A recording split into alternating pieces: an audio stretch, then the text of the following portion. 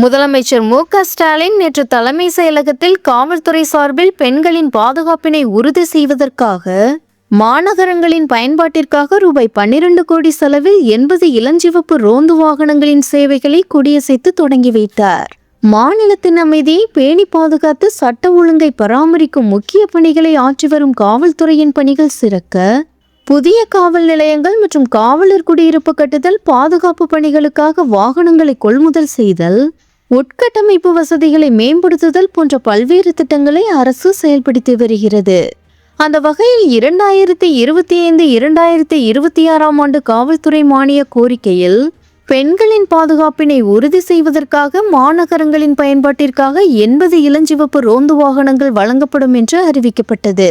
அதன்படி மாநகரங்களின் பயன்பாட்டிற்காக 80 இளஞ்சிவப்பு ரோந்து வாகனங்கள் ரூபாய் 12 கோடி செலவில் கொள்முதல் செய்யப்பட்டு அந்த வாகனங்களின் பயன்பாட்டினை முதல்வர் மு.க.ஸ்டாலின் நேற்று தலைமை செயலகத்தில் கொடியசைத்து தொடங்கி வைத்தார். இந்த இளஞ்சிவப்பு ரோந்து வாகனங்கள் தாம்பரம், ஆவடி, சேலம், கோயமுத்தூர், திருப்பூர், திருச்சி, திருநெல்வேலி, மதுரை மாநகரத்திற்கு உட்பட்ட பகுதிகளில் ரோந்து பணி மேற்கொண்டு பெண்களின் பாதுகாப்பை உறுதி செய்வதில் தனி கவனம் செலுத்த ஈடுபடுத்தப்படும். இந்த நிகழ்ச்சியில் தலைமை செயலாளர் முருகானந்தம், உள்துறை செயலாளர் தீரஜ்குமார், டிஜிபி வெங்கட்ராமன் மற்றும் உயர் அதிகாரிகள் கலந்து கொண்டனர்.